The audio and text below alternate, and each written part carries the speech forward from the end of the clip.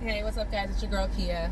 I know I look so tired, and this wig is not doing much right now. I watched it over the weekend because I went to the gym in it, and that was a horrible, really stupid idea to work out in your wig. I just need to wear a headscarf and call it a day. Anyway, so we are back to talk about something really interesting and kind of funny that it just caught me off guard. I was scrolling through YouTube looking for things to listen to, and I came across this makeup artist who was kicked out of 2 weddings back to back. She's called The Key Look, and she is the makeup artist.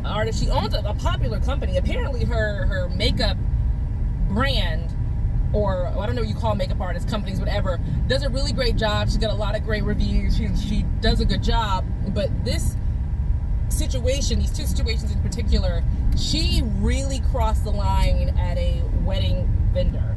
So according to the stories, she was hired as a makeup artist, and she, for one wedding, was over time by, I want to say, an hour and a half. When wedding times, being over an hour and a half late with getting everybody done is a huge issue because it pushes everything back, and now you have to spend extra time or spend extra money at the reception if you're trying to get other things in. But you have to pay for that money to be at that reception extra time. I'm getting too close here. And I couldn't figure out what was going on with the other wedding, but this one in particular, she was just late. She had gotten emotional with the bride about her own personal issues. She was wanting to record TikToks, and the bride, who's very sweet but seemed very young, and no offense to her, but seemed very naive and kind of ditzy, was just like, oh, I don't like to say no to people, and I don't like confrontation. But honey, it's your wedding day.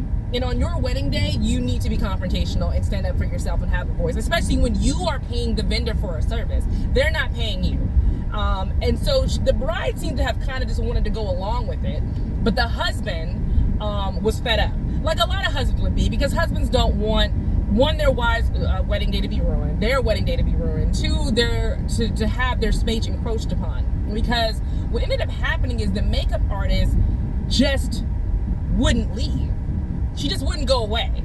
It's not like the catering service, because again, I run a catering, I'm the customer relations manager for catering service. And sometimes, let me back up for a second. I know you guys are like, but you've already said you're a digital analyst. The catering company is my family's catering company. My cousin Sophia, Chef Sophia, owns Sophia Forte's Catering in St. Petersburg, Florida. It is a very, very, very popular catering company. We're expanding out now to do larger events, like larger weddings and corporate events. But for a while, we were the go-to person for like your family reunions, your birthday parties, and all that kind of stuff. And when you're at a catering service, you're expected to be around most of the night because people are going to be asking you questions, especially when you're part of like the management team and bills need to be paid and figured out. You're going to be there all night. But a makeup artist, once the bride does her walk into her reception, you wipe your hands of it. You should be leaving. This girl actually went into the venue and had recorded the place settings, the floor, like all this design stuff was probably supposed to be secret until her formal photos came out.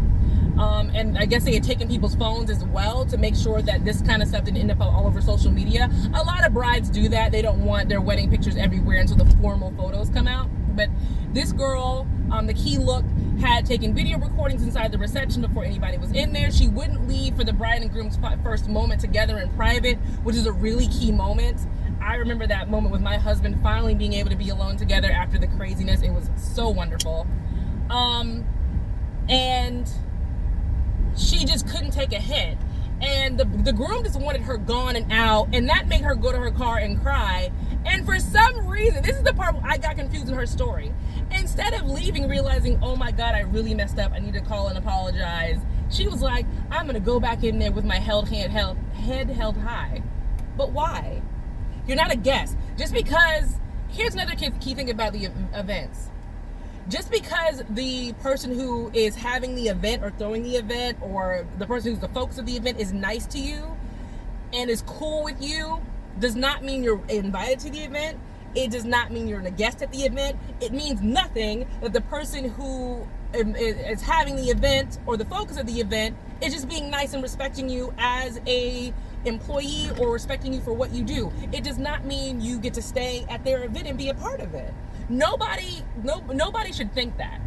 So she comes back in and she sits back down again, and she's talking to the groomsmen and having a conversation. The fact that the groomsmen even entertained her, they might not have known who she was and was just trying to be like, all right, cool, she's sitting here at the table with us, I don't know what to do.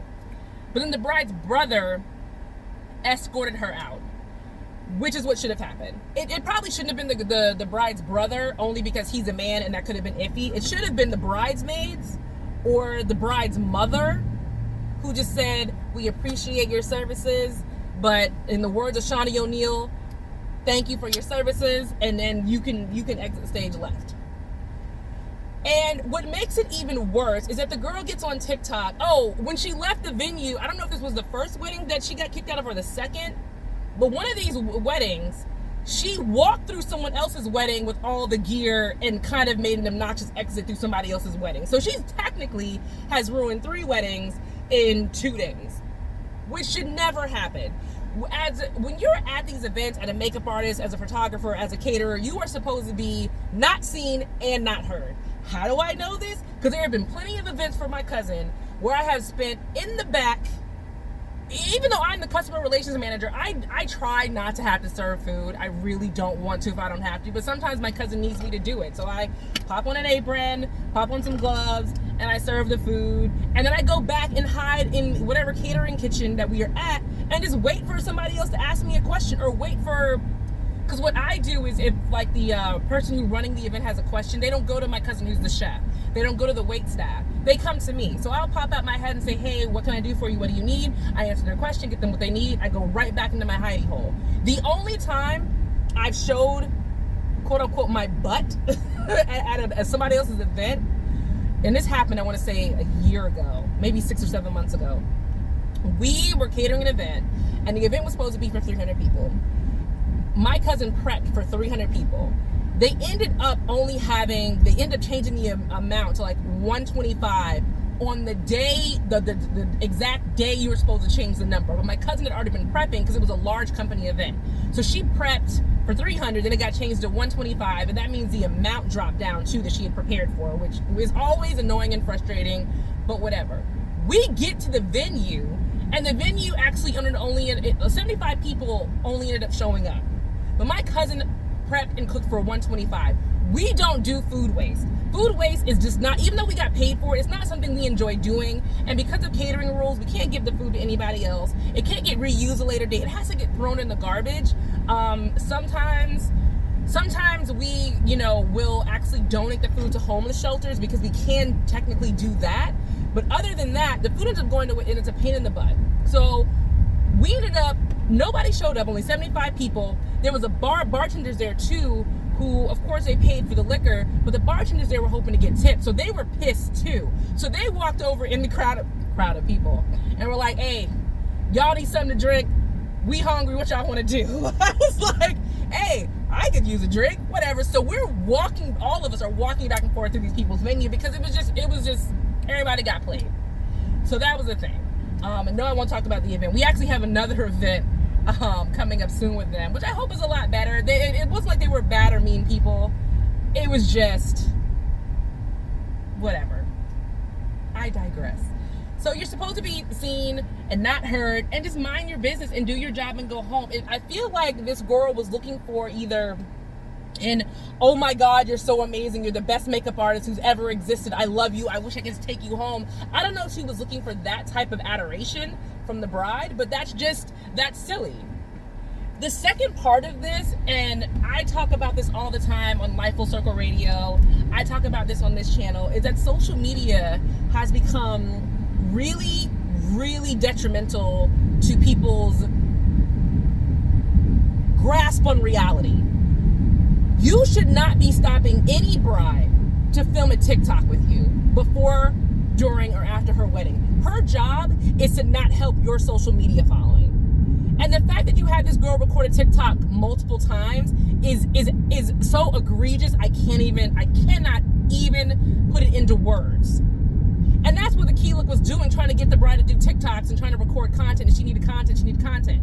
You need content. The content should have been you recording the before than having maybe the bride go like this and then like this and then you show her makeup face. That's content. You showing all the brides smiling together. That's content the bridesmaids and the bride's gonna get down. You doing anything outside of that, and it's crazy. And if it didn't work out after the first 2 times of recording, then you're just not gonna get it. You're not going to get it. You can't force people who have hired you for a service. They didn't hire you to do content in TikTok for yourself or for them. They hired you to do either food or makeup or hair. You know, you got to be seen and not heard. And everybody's trying to build their following to become a social media influencer. And it's not all that it's cracked up to be. It's a lot of freaking work. My boss was a social media influencer for a hot minute. She doesn't have the time now because she actually is the COO of our agency. But she was a social media influencer for about 6 months. Did not have time to put the work into it that it really needs. So she backed off of doing it. It had zero effect on her life. It's zero effect. But it's a lot of work. And you can't cut corners doing it. And to me, if you're going to be a makeup artist, a full-time makeup artist, traveling to weddings and doing everything, then you need to be recording your content on your off time. You take a couple pictures of the bride, and that's it. It's just everybody's trying to do it, and it's a lot of effort. And I don't know. I feel bad for the brides, all 3 brides. And if I'm missing any part of this story, let me know. It just really triggered me as someone, again, who works in these wedding spaces and realizing that you just have to be in the background, that you can't be in people's faces, you can't be in people's images, you can't she should have just hid in the back. And if she wanted to stay at the wedding, like crash it, which again, I've seen people do this as staff, because if it's a big enough wedding, no one notices that you're there. What you do is you try to be as quiet as possible. You don't pull your phone out. You go get a plate from the buffet if there's a buffet, or you go to the back where they're making plates and you find the cute waiter or the person you've been like cool with during that day and be like, yo, I'm starving, can I get a plate? Because the makeup artist did say that all she had was a bagel, so she was at their cocktail hour. No, you go to the kitchen, be like, yo, I'm the makeup artist, is it okay if I just grab a nosh or something really quick? I'm really, really hungry. You know, because I've had staff do that to me, again, as a catering customer relations manager. They came to me, it wasn't a makeup artist, was it the hairstylist?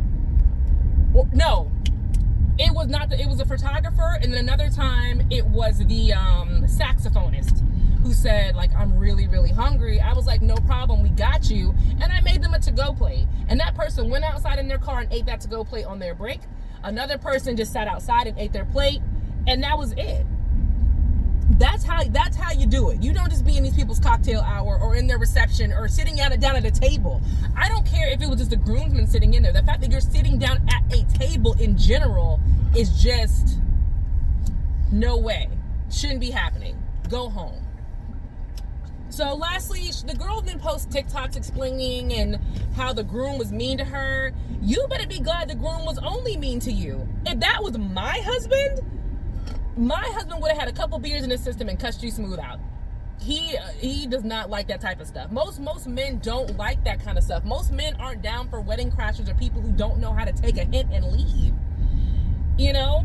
And you doing a TikTok in general, you putting these people on blast like you are the one in the right is laughable. You making it seem like you're the aggrieved person, like they were so mean to you and they hurt your feelings. It's their wedding. You know, she has no idea who I am. That was one of the moms of the PTA moms that I was just waving to. Anyway, so that's my feedback. Finish this video just in time to go pick up the little ones from school, from aftercare. So please drop down my comments and please let me know if I've left anything out of the story. Let me know if there was extra information or anything. And again, I agree with everyone who's posted. Let's not try to ruin that woman's business. I don't think the point is ruining the woman's business. I just think she needs to take the TikToks down and take this as a real learning lesson. Don't do this again. Don't put anybody on blast on social media. Don't overstay your welcome at a wedding. That's it. It should be like that. I hope she doesn't post anything else and deletes the videos, and then we're all good. So I'm going to go get the kiddos. You guys have a great afternoon. Please like and subscribe to my channel. Tune into Life Full Circle Radio tonight at 8 p.m. And next time, I promise I will wear a little bit of makeup and a better wig. Okay, bye-bye.